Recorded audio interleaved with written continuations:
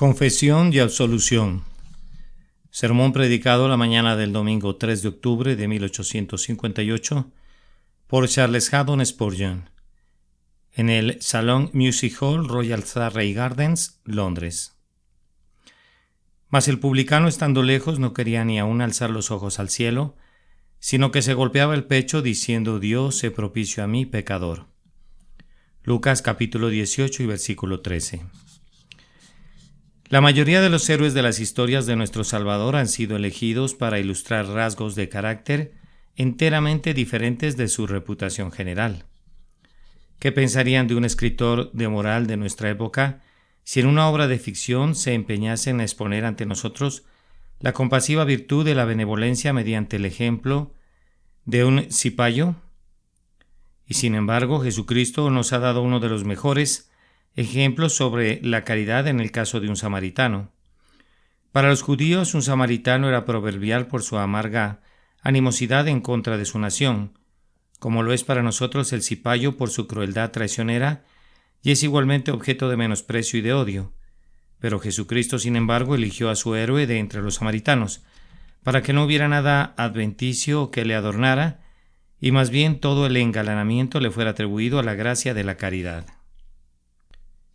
Así también, en la presente instancia, nuestro Salvador, estando deseoso de explicarnos la necesidad de la humildad en la oración, no seleccionó a algún santo o distinguido que fuera famoso por su humildad, sino que eligió a un publicano, que probablemente era uno de los más extorsionadores de su clase, pues da la impresión que el fariseo sugiere eso, y no dudo de que hubiera lanzado una mirada de soslayo a este publicano cuando comentó con autocomplacencia: Dios, te doy gracias porque no soy como los otros hombres, ladrones, injustos, adúlteros, ni aun como este publicano.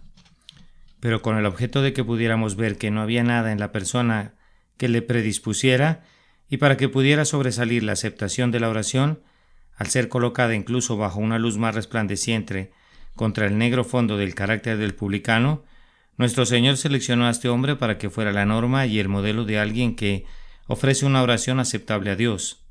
Noten eso, y no se sorprenderán al encontrar esa misma característica exhibida muy frecuentemente en las parábolas de nuestro Señor Jesucristo. En lo tocante a este publicano, sabemos muy poco sobre su previa carrera, pero podríamos hacer algunas conjeturas cercanas a la verdad, sin incurrir en un serio error.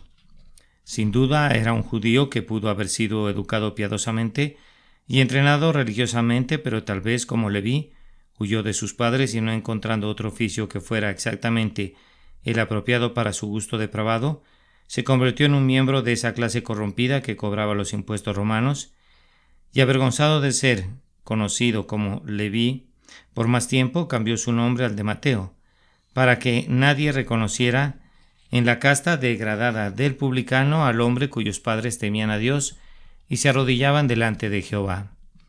Pudiera ser que este publicano hubiera abandonado los caminos de sus padres, entregándose a la lascivia, y luego hubiera descubierto que la indigna ocupación de publicano era sumamente afín a su espíritu depravado.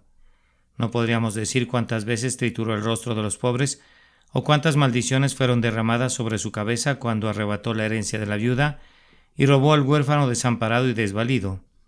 El gobierno romano le daba al publicano un poder mucho mayor del que debía poseer, y nunca era tardo en usar esa ventaja para su propio enriquecimiento.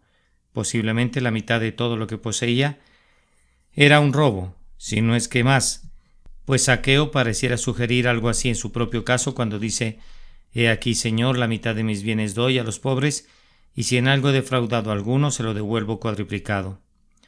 No era algo común que este publicano turbara el templo. Los sacerdotes raramente le veían venir con algún sacrificio. Habría sido una abominación y por eso no lo traía.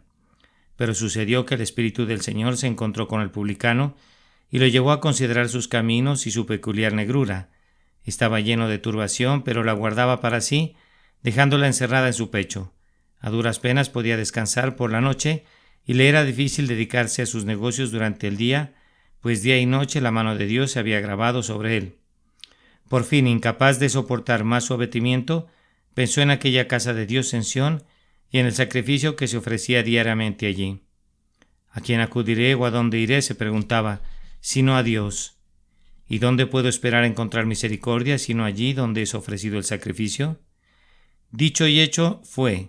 Sus pies desacostumbrados se orientaron al santuario, pero al llegar tiene vergüenza de entrar. Aquel fariseo santo, como pareciera ser, sube desvergonzadamente al atrio de los judíos. Se acerca lo más que puede a los propios recintos en los que solo el sacerdocio podía estar y ora con un lenguaje jactancioso. Pero en cuanto al publicano, elige para sí algún rincón apartado donde no se ha visto ni oído, y ahora se dispone a orar, no con sus manos alzadas como aquel fariseo que está allá, no con los ojos vueltos al cielo con una mirada santurrona de hipocresía, sino fijando sus ojos en el suelo. Lágrimas cálidas se escurren de ellos y no se atreve a levantarlos al cielo. Por fin sus ahogados sentimientos encuentran una expresión. Aunque esa expresión era un gemido, era una breve oración que toda ella debía caber en el ámbito de un suspiro. Dios, sé propicio a mí, pecador. Está hecho. Es el oído. El ángel de la misericordia registra su perdón. Su conciencia queda en paz, desciende a su casa, a diferencia del fariseo, como un hombre dichoso y justificado, que goza por la justificación que el Señor le había otorgado. Entonces, mi oficio esta mañana será invitarlos, exhortarlos e implorarles que hagan lo que hizo el publicano, para que reciban lo que él obtuvo. Hay dos cosas en particular sobre las que procuraré hablar solemnemente y con denuedo. La primera es la confesión, la segunda es la absolución. Hermanos, hemos de imitar al publicano ante todo en su confesión. Ha habido mucha agitación pública durante las últimas semanas y meses en torno al confesionario. En cuanto a ese tema, es tal vez una misericordia que el signo exterior y visible del papado en la Iglesia de Inglaterra haya revelado a sus amigos sinceros el mal interno y espiritual que había estado acechando durante tanto tiempo allí. No necesitamos imaginarnos que el confesionario o el clericalismo, del cual es simplemente un vástago, sean una novedad en la Iglesia de Inglaterra. Han estado ya por mucho tiempo allí, pero ahora nos congratulamos ante la perspectiva de que la propia Iglesia de Inglaterra se verá forzada a descubrir sus propios males, y nosotros esperamos que Dios le dé gracia y vigor para cortar el cáncer de su pecho antes de que cese de ser una iglesia protestante, y Dios la deseche como algo aborrecible. Esta mañana, sin embargo, no tengo nada que ver con el confesionario. Las mujeres necias pueden seguir confesándose tanto como quieran, y los necios esposos pueden confiar sus mujeres, si les place, a confesores como esos. Que quienes sean necios lo manifiesten, que quienes no tengan ningún entendimiento hagan al respecto lo que les parezca, pero en cuanto a mí, tendré el máximo cuidado para que ni yo ni los míos tengamos algo que ver con tales cosas. Dejando eso, sin embargo, llegamos a asuntos personales procurando aprender a actuar rectamente, incluso de los errores de otros. Noten la confesión del publicano. ¿Ante quién fue presentada? Dios, sé propicio a mí, pecador. ¿Pensó alguna vez el publicano en acudir a un sacerdote para pedirle misericordia y confesar sus pecados?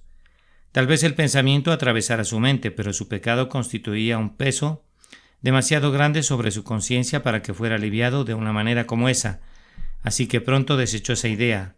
No, dijo. Siento que mi pecado es de tal carácter que nadie sino Dios puede quitarlo, y aunque fuera correcto que fuera e hiciera una confesión ante mi semejante, pienso que sería totalmente inútil en mi caso, pues mi enfermedad es de tal naturaleza que nadie, sino un médico todopoderoso, podría suprimirla. Así que dirige su confesión y su oración a un lugar, y solo a un lugar. Dios, sé propicio a mí, pecador. Y ustedes notarán que esta confesión a Dios fue secreta. Todo lo que pueden oír de su confesión es una única palabra, pecador. ¿Ustedes suponen que eso fue todo lo que confesó? No, amados. Yo creo que mucho antes de esto el publicano había hecho una confesión de todos sus pecados, privadamente de rodillas en su propio hogar delante de Dios. Pero ahora, en la casa de Dios, todo lo que tiene que decir para que lo oiga el hombre es: soy un pecador. Y yo te aconsejo que si alguna vez hicieras una confesión ante un hombre, que sea una confesión general, pero nunca debe ser una confesión específica. Tú debes confesar ante tus semejantes que has sido un pecador, pero decirle a cualquier hombre en qué sentido has sido un pecador. No sería sino pecar otra vez y ayudar a que tus semejantes transgredan. Cuán inmunda ha de ser el alma de ese sacerdote que presta su oído para que se convierta en una alcantarilla que ha de albergar la inmundicia de los corazones de otras personas. No puedo imaginar ni siquiera que el diablo sea más depravado que el hombre que gasta su tiempo sentado en un confesionario con su oído contra los labios de hombres y mujeres que, si confesaran verazmente, le harían un adepto de todos los vicios y le instruirían en iniquidades que, de otra manera, no habría conocido jamás. Oh, yo te exhorto que nunca contamines a tu prójimo. Guarda tu pecado para ti mismo y para tu Dios. Él no puede ser contaminado por tu iniquidad. Haz una clara y plena confesión de tu pecado delante de Él, pero ante tu prójimo no le agregues nada a la confesión general. Soy un pecador. Esta confesión que hizo delante de Dios fue espontánea.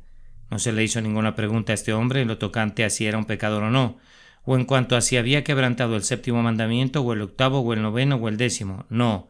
Su corazón estaba lleno de penitencia y se derramaba en este susurro: Dios, sé propicio a mí, pecador. Nos dicen que algunas personas no pueden nunca hacer una plena confesión a menos que un sacerdote les ayude, haciéndoles preguntas, mis queridos amigos. La propia excelencia de la penitencia se pierde y su encanto desaparece. Si se hiciera alguna pregunta, la confesión no es verdadera ni real a menos que sea espontánea. El hombre que necesita que alguien le diga cuáles son sus pecados no podría haber sentido el peso del pecado. Pueden imaginarse a algún hombre cargando con un peso a su espalda, quien antes de que gimiera bajo ese peso necesitara que se le dijera que llevaba un peso allí. Ciertamente no. El hombre gime bajo el peso y no necesita que se le diga: allí está sobre tu espalda. Él sabe que allí está, y si mediante las preguntas de un sacerdote pudiera obtenerse una plena y exhaustiva confesión de algún hombre o de alguna mujer, sería totalmente inútil, totalmente vana delante de Dios, porque no sería espontánea. Debemos confesar nuestros pecados porque no podemos evitar confesarlos. Tienen que salir porque no podemos guardarlos adentro. Es como un fuego en los huesos que pareciera como si fuera a derretir nuestro propio ánimo, a menos que diéramos salida al gemido de nuestra confesión delante del trono de Dios. Miren al publicano. No pueden oír la plena confesión humilde que hace. Todo lo que pueden oír es su simple reconocimiento de que es un pecador, pero eso brota espontáneamente de sus labios. Dios mismo no tiene que hacerle la pregunta, sino que el publicano viene delante del trono y libremente se entrega en manos de la justicia todopoderosa, confesando ser un rebelde y un pecador. Esto es lo primero que debemos notar de su confesión, que hizo la confesión a Dios secreta y espontáneamente, y todo lo que dijo abiertamente fue que era un pecador. Además, ¿qué confesó? Confesó, según nos informa nuestro texto, que era un pecador. Ahora, cuán apropiada es esta oración para nosotros, pues ¿hay acaso algún labio aquí presente para el que esta confesión no sea adecuada? Dios, sé propicio a mí, pecador. ¿Acaso dices esa oración le vendría bien a la ramera, cuando después de una vida de pecado la corrupción está en sus huesos y está muriendo en la desesperación? ¿Esa oración se adecua a sus labios? Ay, pero amigo mío, le vendría bien a tus labios y a los míos también. Si conocieras tu corazón y yo conozco el mío, la oración que sería apropiada para ella sería apropiada para nosotros también. Tú nunca has cometido los pecados que el fariseo repudió, tampoco has sido extorsionador, ni has sido injusto, ni has sido un adúltero, tampoco has sido ni siquiera como el publicano, pero sin embargo la palabra pecador todavía se aplica a ti, y sentirías que así es, si estuvieras en la condición apropiada. Recuerda cuánto has pecado tú en contra de la luz. Es verdad que la ramera ha pecado más abiertamente que tú, pero ¿tenía ella la luz que tú has recibido? ¿Crees que recibió una educación y un entrenamiento tan tempranos como los que tú has recibido? ¿Experimentó ella alguna vez los remordimientos de conciencia y las guardas de la providencia como los han vigilado tu carrera? ¿Es esto de confesar en cuanto a mí? ¿Experimentó ella alguna vez los remordimientos de conciencia y las guardas de la providencia como los que han vigilado tu carrera? ¿Esto he de confesar en cuanto a mí? Siento y debería sentir una peculiar atrocidad en mi propio pecado, pues peco contra la luz, contra la conciencia y, peor todavía, contra el amor recibido de Dios y contra la misericordia prometida por Dios. Pasa al frente tú, que eres el mayor de los santos, y responde a esta pregunta. ¿No es apropiada esta oración para ti? Oigo que respondes sin un momento de vacilación. Sí, ahora se adecua a mí, y hasta que muera mis trémulos labios han de repetir la petición con frecuencia: Dios, sé propicio a mí, pecador. Varones y hermanos, les imploro que usen esta oración hoy, pues es apropiada para todos ustedes. Comerciante, ¿no tienes ningún pecado en tus negocios que debas confesar? Mujer, ¿no tienes pecados hogareños que debas reconocer? Hijo de muchas oraciones, ¿no tienes ninguna ofensa contra el padre o la madre que debas confesar? Hemos amado al Señor nuestro Dios con todo nuestro corazón, con toda nuestra alma, con toda nuestra fuerza, y ha amado cada uno de nosotros a nuestro prójimo como a sí mismo. Oh, cerremos nuestros labios en lo tocante a cualquier jactancia, y cuando los abramos, estas son las primeras palabras que han de brotar de ellos. He pecado, oh Señor, he quebrantado tus mandamientos, Señor, sé propicio a mí, pecador. Pero observen esto, ¿no es algo extraño que el Espíritu Santo enseñe a un hombre a argumentar su condición de pecador delante del trono de Dios? Uno pensaría que cuando nos presentamos delante de Dios, deberíamos hablar un poco de nuestras virtudes. ¿Quién supondría que cuando un hombre está pidiendo misericordia, deba decir de sí mismo, soy un pecador? Vamos, seguramente la razón le impulsaría a decir, Dios, sé propicio a mí, puesto que hay algo bueno en mí, Señor, yo no soy peor que mis vecinos. Señor, sé propicio a mí, intentaré ser mejor. No es contra la razón y no está maravillosamente por encima de la razón que el Espíritu Santo le enseña a un hombre a argumentar ante el trono de la gracia, aquello que pareciera ir en contra de su súplica, el hecho de que él es un pecador. Y sin embargo, amados hermanos, si ustedes y yo queremos ser oídos, hemos de venir a Cristo como pecadores. No intentemos hacernos mejores de lo que somos. Cuando llegamos ante el trono de Dios, no pretendamos ni por un momento recoger alguna de las falsas joyas de nuestras pretendidas virtudes. Los harapos son los vestidos de los pecadores. La confesión es la única música que debe brotar de nuestros labios. Dios, sé propicio a mí, pecador. Es el único carácter en el que puedo orar a Dios. Ahora, ¿acaso no hay muchos aquí presentes que sienten que son pecadores y están gimiendo, suspirando y lamentando porque el peso del pecado está en su conciencia? Hermano, me alegra que te sientas pecador, pues tú tienes la llave del reino en tus manos. Tu sentido de tu condición pecadora es tu único título para la misericordia. Ven, te lo suplico, tal como estás. Tu desnudez es tu único reclamo al derecho de tener acceso al guardarropa del cielo. Tu hambre es tu único reclamo al derecho de entrar en los graneros del cielo. Tu pobreza es tu único reclamo al derecho para las eternas riquezas del cielo. Ven tal como estás, sin nada propio excepto tu pecaminosidad, y argumenta esto delante del trono. Dios, sé propicio a mí, pecador. Esto es lo que aquel hombre confesó, que era un pecador, y lo argumentó haciendo que el peso de su confesión fuera el contenido de su súplica delante de Dios. Además, ¿cómo se presenta? ¿Cuál es la postura que asume? Lo primero que quisiera que notaran es su ubicación. Estando lejos, ¿para qué hizo eso? ¿Acaso no fue porque se sentía como un hombre separado? Hemos hecho con frecuencia confesiones generales en el templo, pero nunca una confesión fue aceptada a menos que fuera particular, personal y de corazón. Allí estaba la gente congregada para el acostumbrado servicio de adoración. Se unen en un salmo de alabanza, pero el pobre publicano se quedó lejos de ellos. Enseguida se unen en el orden de la oración, pero él no podía acercarse a ellos. No, él había llegado allí solo y debía permanecer solo. A semejanza del ciervo herido que busca las más profundas cañadas del bosque para desangrarse y morir, solo, en profunda soledad, así parecía que este pobre publicano sentía que necesitaba estar solo. Ustedes observan que no dice nada acerca de otras personas en su oración. Dios, sé propicio a mí, como si no hubiese otro pecador en todo el mundo. Fíjate en esto, persona que me escuchas. Debes sentirte solitario y aislado para que puedas elevar aceptablemente esta oración. ¿Te ha seleccionado alguna vez el Señor en una congregación? ¿Te ha parecido en esta vasta sala como si una gran pared negra te circundara y te estuviera encerrando allí con el predicador y con tu Dios? Como si cada saeta salida del arco del predicador estuviera apuntada hacia ti, y cada amenaza fuera para ti, y cada solemne reproche fuera una censura para ti. Si has sentido eso, voy a felicitarte. Nadie elevó jamás esta oración rectamente, a menos que la orara solo, a menos que dijera, Dios, sé propicio a mí, como un pecador solitario y aislado, el publicano estando lejos. Noten lo que sigue. No quería ni aún alzar los ojos al cielo. Eso era porque no se atrevía, no porque no quisiera, lo habría hecho si se hubiera atrevido. Cuán notable es que ese arrepentimiento quite todo el atrevimiento de los hombres.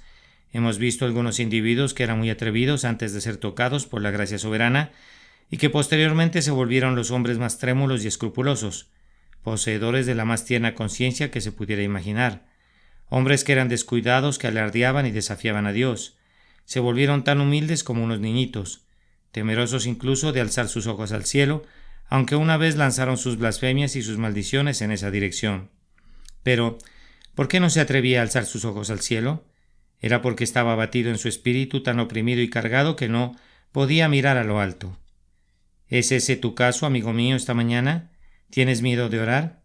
¿Sientes como si no pudieras esperar que Dios tenga misericordia de ti? ¿Como si el menor destello de esperanza fuera la mayor luz que podrías soportar? ¿Como si tus ojos estuvieran tan acostumbrados a las tinieblas de la duda y de la desesperación, que incluso un rayo robado pareciera ser demasiado para tu débil y pobre visión? Bien, no temas, pues será una bienaventuranza para ti. Tú estás solamente siguiendo al publicano en su triste experiencia ahora, y el Señor, que te ayuda a seguirle en la confesión, te ayudará a regocijarte con él en la absolución. Noten qué otra cosa hizo. Se golpeaba el pecho. Era un buen teólogo, era un real doctor en teología. ¿Por qué se golpeaba el pecho? Porque sabía dónde se albergaba la maldad, en su pecho. No se golpeaba la frente como lo hacen algunos hombres cuando están perplejos, como si el error estuviera en su entendimiento. Muchas personas culpan a su entendimiento y en cambio no culpan a su corazón y dicen: bien, he cometido un error, ciertamente he estado actuando mal, pero en el fondo soy un hombre de buen corazón. Este hombre sabía dónde se albergaba la maldad y golpeó el lugar debido. Aquí en mi corazón se alberga la maldad. Se golpeaba el pecho como si estuviera enojado consigo mismo. Pareciera decir: oh, que pudiera golpearte más duro a ti, mi ingrato corazón, porque has amado más el pecado que a Dios. No hizo penitencia y sin embargo era un tipo de penitencia ejercida sobre sí mismo cuando se golpeaba el pecho una y otra vez y clamaba: ¡ay, ay, ay de mí que haya pecado jamás contra mi Dios! Dios, sé propicio a un pecador. Ahora, ¿puedes venir a Dios de esta manera, querido amigo? Oh, acerquémonos todos a Dios de esta manera. Tú tienes suficiente, hermano mío, para hacer que te quedes solo, pues ha habido pecados en los que tú y yo, cada uno de nosotros, hemos incurrido en una culpa solitaria.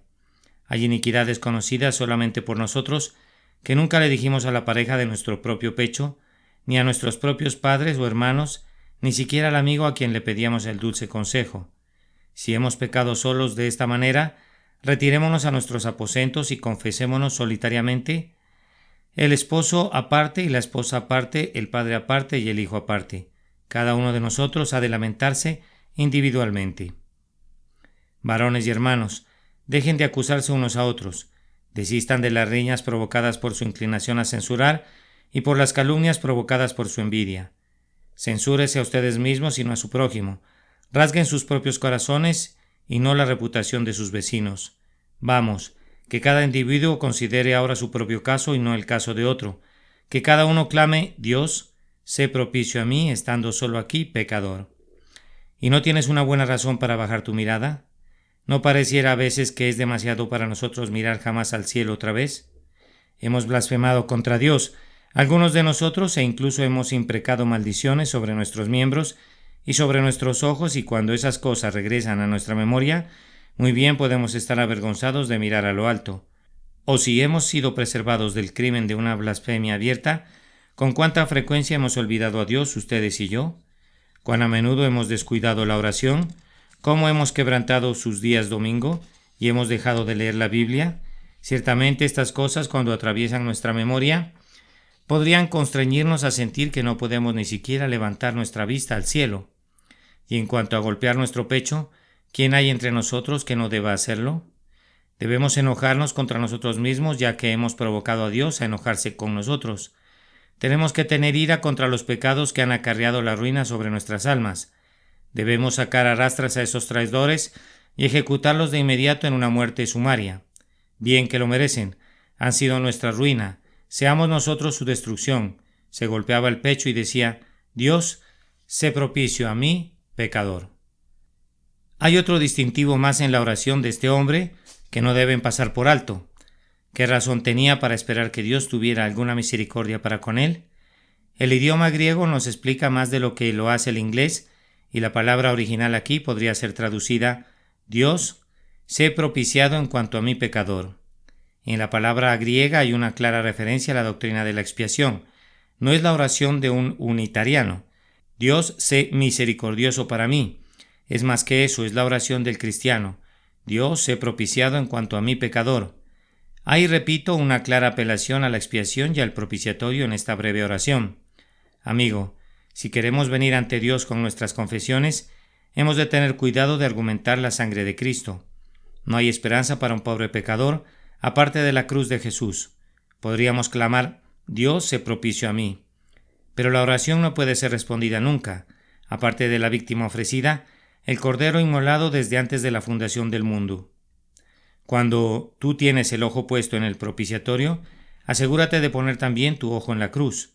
Recuerda que la cruz es, después de todo, el propiciatorio, que la misericordia no fue nunca entronizada hasta que colgó de la cruz, coronada de espinas. Si tú quieres encontrar perdón, has de ir al tenebroso Getsemaní, ya has de mirar a tu Redentor sudando, en profunda angustia, gotas de sangre. Si tú quieres tener paz de conciencia, acude a Gábata, el enlosado, y has de ver la espalda del Salvador inundada por una corriente de sangre. Si tú quieres tener el último y el mejor descanso para tu conciencia, ve al Gólgota. Mira a la víctima inmolada colgando de la cruz con manos y pies y costado, todos traspasados, con cada herida abierta y en extremo dolor. No puede haber ninguna esperanza de misericordia aparte de la víctima ofrecida, el propio Jesucristo, el Hijo de Dios. Oh, vengan todos y cada uno de nosotros, hemos de acercarnos al propiciatorio y argumentar la sangre. Cada uno de nosotros debe ir y decir: Padre, he pecado, sé propicio a mí por medio de tu Hijo.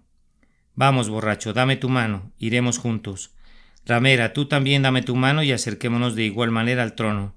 Y ustedes, cristianos profesantes, vengan ustedes también, no se avergüencen de quienes les acompañan. Vayamos ante su presencia con muchas lágrimas, sin que ninguno de nosotros acuse a su prójimo, sino cada uno acusándose a sí mismo, y argumentemos la sangre de Jesucristo, que habla paz y perdón para cada conciencia turbada. Hombre despreocupado, te diré unas palabras antes de concluir este punto. Tú dices: bien, esa es una buena oración, en verdad, para un hombre que está al borde de la muerte. Cuando un pobre individuo sufre de cólera y ve a la negra muerte mirándolo en el rostro, o cuando está aterrorizado y estupefacto en el tiempo de la tormenta, o cuando se descubre en medio de una terrible confusión y alarma debido a una peligrosa catástrofe o un inesperado accidente mientras está acercándose a las puertas de la muerte, lo correcto es que diga: Dios, sé propicio a mí. Ah, amigo, entonces la oración ha de ser apropiada para ti si eres un moribundo. Ha de ser apropiada para ti, pues tú desconoces cuán cerca está el del borde de la tumba. Oh, si solo entendieras la fragilidad de la vida y lo resbaladizo de ese pobre sostén en el que estás descansando, dirías: ¡ay de mi alma! Si la oración es apropiada para mí al morir, ha de ser apropiada para mí ahora, pues me estoy muriendo, incluso en este día, y no sé cuándo he de exhalar mi último suspiro. Oh, dice alguien, yo pienso que es apropiada para un hombre que ha sido un pecador muy grande. Correcto, amigo mío, y por tanto, si te conocieras a ti mismo, sería apropiada para ti. Estás en lo correcto al decir que no se adecua a nadie excepto a los grandes pecadores, y si tú no sientes ser un gran pecador, yo sé que nunca musitarás esa oración, pero hay algunas personas aquí hoy que sienten que son lo que tú deberías sentir y saber que eres. Esas personas, constreñidas por la gracia, usarán la oración esta mañana con un énfasis, derramando una lágrima sobre cada letra y exhalando un suspiro sobre cada sílaba, conforme claman: Dios, sé propicio a mí, pecador. Pero observa, amigo mío, tú podrías sonreír despreciativamente ante el hombre que hace esta confesión, pero él saldrá justificado de esta casa, mientras que tú te alejarás estando todavía en tus pecados, sin ninguna esperanza, sin un rayo de dicha que alegre tu espíritu contumaz. Habiendo descrito brevemente esta confesión, voy a notar con mayor brevedad todavía la absolución que Dios dio. Yo creo en verdad que la absolución proveniente de los labios de un hombre es poco menos que una blasfemia. Hay en el libro de oración de la Iglesia de Inglaterra una absolución que es esencialmente una copia de la absolución de la Iglesia de Roma, que yo pensaría que es casi un extracto literal del misal romano. No dudo cuando digo que nunca se imprimió nada más blasfemo en la calle Holywell que la absolución que debe pronunciar un clérigo junto al lecho de un moribundo.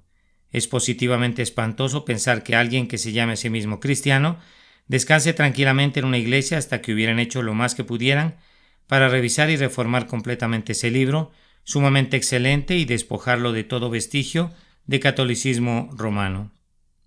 Pero la absolución existe, amigos míos, y el publicano la recibió. Este descendió a su casa justificado antes que el otro. El otro no tuvo ninguna paz revelada a su corazón. Este pobre hombre la tuvo toda, y descendió a su casa justificado. No dice que regresó a su casa habiendo tranquilizado su mente. Eso es verdad, pero es más, descendió a su casa justificado. ¿Qué quiere decir eso? Resulta que la palabra griega usada aquí es la misma palabra que el apóstol Pablo emplea siempre para exponer la grandiosa doctrina de la justicia de Jesucristo, la propia justicia que es de Dios por la fe.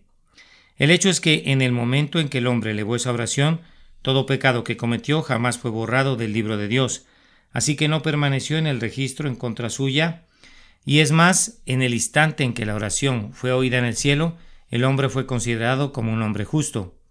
Todo lo que Cristo hizo por él fue colocado sobre sus hombros para que fuera el manto de su belleza, y en ese instante toda la culpa que hubo cometido jamás fue lavada enteramente y desapareció para siempre. Cuando un pecador queda en Cristo, sus pecados positivamente dejan de existir, y lo que es más maravilloso, todavía todos ellos cesan de ser, como afirma Kent en esas líneas muy conocidas. Aquí hay perdón para transgresiones pasadas, sin importar cuán negro sea su aspecto. Y oh alma mía, mira esto con asombro, para pecados venideros hay también perdón. Todos son arrastrados sin dejar rastro en un solitario instante.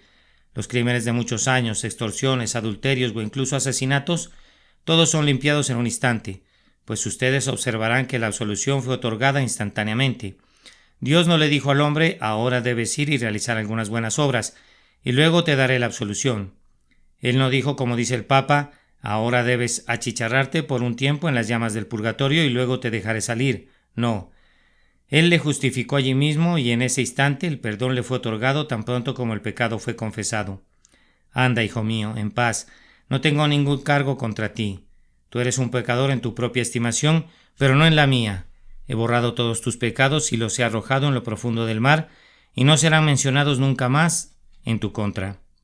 ¿Pueden imaginar cuán feliz era el publicano cuando todo fue cambiado en un instante? Si pudieran revertir la figura usada por Milton, le parecería a él mismo que era un sapo despreciable, pero el toque de la misericordia del Padre le hizo trepar a una brillantez y a un deleite angélicos, y salió de aquella casa con su mirada hacia lo alto, sin estar temeroso ya más. En vez del gemido que había en su corazón, tenía un cántico en sus labios.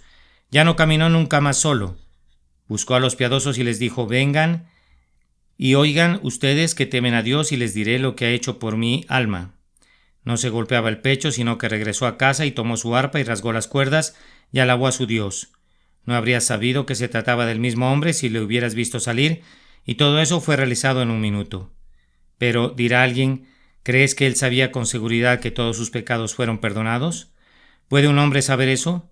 Puede, ciertamente, y hay algunos aquí presentes que podrían dar testimonio que esto es cierto. Ellos también lo han sabido. El perdón que es sellado en el cielo es resellado en nuestra propia conciencia. La misericordia que es registrada arriba es llevada a derramar su luz en las tinieblas de nuestros corazones. Sí, un hombre puede saber en la tierra que sus pecados son perdonados, y puede estar seguro de que es un hombre perdonado, así como está seguro de su propia existencia. Y ahora oiga una exclamación de alguien que pregunta: ¿y puedo ser perdonado yo esta mañana? ¿Y podría saber que he sido perdonado? ¿Podría ser perdonado de tal manera que todo se ha olvidado? ¿Yo, que he sido un borracho, un blasfemo y no sé cuántas cosas más? ¿Pueden ser lavadas todas mis transgresiones? ¿Puedo estar seguro del cielo y todo eso en un instante? Sí, amigo mío. Si tú crees en el Señor Jesucristo, si te quedas donde estás ahora y musitas esta oración: Señor, ten misericordia. Dios, sé propicio a mi pecador por medio de la sangre de Cristo. Yo te digo, amigo, que Dios no ha rechazado nunca esa oración, si brotó de unos labios honestos. Él nunca cerró las puertas de la misericordia a esa oración. Es una letanía solemne que será usada en tanto que el tiempo dure y atravesará los oídos de Dios en tanto que exista un pecador que la use. Vamos, no tengas miedo, te lo imploro. Usa esa oración antes que abandones este salón. Quédate donde estás, procura imaginarte que estás completamente solo y si sientes que eres culpable, haz que ascienda esa oración. Oh, cuán maravilloso sería si de los miles de corazones que están aquí presentes, igual número de oraciones ascendieran hasta Dios. Seguramente ni los propios ángeles tuvieron un día así en el paraíso, como el que tendrían hoy si cada uno de nosotros pudiera hacer esa confesión sinceramente. Algunas personas la están haciendo, sé que la están haciendo, Dios les está ayudando, ¿y tú, pecador, acaso te quedas lejos? ¿Tú que tienes suma necesidad de venir, acaso rehusas unirte a nosotros? Ven, hermano, ven. Dices que tú eres demasiado vil. No, hermano. Tú no puedes ser demasiado vil para decir Dios se propició a mí. Tal vez no seas más vil de lo que somos nosotros. De cualquier manera podemos decirte esto. Nosotros sentimos que somos más viles que tú y queremos que musites la misma oración que nosotros hemos musitado. Ah, dice alguien, no puedo hacerlo. Mi corazón no se doblegaría a eso, no puedo. Pero amigo, si Dios está listo para tener misericordia contigo, el tuyo debe ser entonces un corazón muy duro, si no está listo a recibir su misericordia. Espíritu de Dios, sopla sobre el corazón duro y derrítelo ahora. Ayuda al hombre que siente que la indiferencia se está apoderando de él. Ayúdale a que se despoje de ella a partir de esta hora. Tú estás luchando contra ella. Tú dices, quisiera poder orar pidiendo regresar a ser un muchacho o un niño otra vez, y entonces podría hacerlo. Pero me he endurecido y he envejecido en el pecado, y la oración sería una hipocresía en mí. No, hermano, no lo sería. Si solo clamaras con tu corazón, te imploro que la digas. Muchos hombres piensan que son hipócritas cuando no lo son y tienen miedo de no ser sinceros cuando su propio miedo es una prueba de su sinceridad. Pero dirá alguno, yo no tengo en mi carácter ningún rasgo que redima en absoluto. Me alegra que pienses eso. Aun si puedes utilizar la oración, Dios se propició a mí. Pero será una oración inútil, dice alguien. Hermano mío, yo te aseguro no en mi propio nombre, sino en el nombre de Dios mi Padre y tu Padre, que no será una oración inútil. Tan cierto como Dios es, aquel que viene a Cristo no será echado fuera de ninguna manera. Ven conmigo ahora, te lo imploro. No te demores más. Las entrañas de Dios están anhelándote. Tú eres su hijo, y Él no renunciará a ti. Tú has huido de Él todos estos años, pero Él no te ha olvidado nunca. Tú has resistido todas sus advertencias hasta ahora, y Él ya casi está cansado, pero aún así, Él ha dicho en lo tocante a ti, ¿cómo podré yo hacerte como Adma o ponerte como Seboín? Mi corazón se conmueve dentro de mí, se inflama toda mi compasión. Ven, pecador humillado, en cuyo pecho giran 1000 pensamientos. Ven, oprimido por tu culpa y tu miedo. Y haz esta última resolución. Vendré a Jesús, aunque mi pecado sea elevado como una montaña. Conozco sus atrios, entraré allí, no importa quién se oponga. Postrado me quedaré ante su rostro y allí mis pecados confesaré. Le diré que soy un infeliz arruinado, sin su gracia soberana. Regresen a sus hogares, que cada uno de nosotros, el predicador, los diáconos, la gente, ustedes que pertenecen a la iglesia y ustedes que son del mundo, cada uno de ustedes regrese a casa y antes de que alimenten sus cuerpos, derramen sus corazones delante de Dios y que este clamor único ascienda de todos nuestros labios. Dios, sé propicio a mí, pecador. Tengo que hacer una pausa, téngame en paciencia. Tengo que retenerlos unos instantes. Usemos esta oración como propia ahora. Oh, que pudiera subir delante del Señor en este momento como la súplica sincera de cada corazón presente en esta asamblea. Voy a repetirla no como un texto, sino como una oración, como mi propia oración, como su propia oración. ¿Podría cada uno de ustedes adoptarla personalmente para sí? Que cada uno, repito, que desea ofrecer la oración y pueda integrarse a ella, exprese a su conclusión un audible amén. Oremos. Dios, sé propicio a mi pecador. Y la gente dijo efectivamente con profunda solemnidad en el Music Hall, amén. Postdata. El predicador espera que quien lea esto se sienta constreñido muy solemnemente a hacer lo mismo. Confesión y absolución. Sermón predicado la mañana del domingo 3 de octubre de 1858 por el reverendo Charles Haddon Spurgeon. en el Salón Music Hall, Royal Surrey Gardens, Londres. Mas el publicano, estando lejos, no quería ni aun alzar los ojos al cielo, sino que se golpeaba el pecho diciendo: Dios, sé propicio a mí, pecador. Lucas capítulo 18 y versículo 13.